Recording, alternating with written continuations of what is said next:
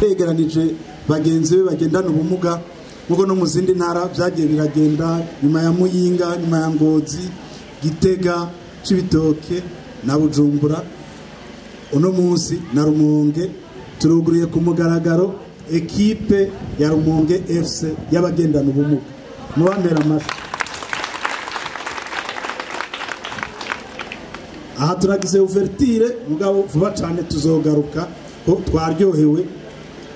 Suko twatwifuza ko bigera, twifuza ko stade yari kuba yuzi mugabo vuba cyane turagaruka tubereka ibindi bintu byiza cyane.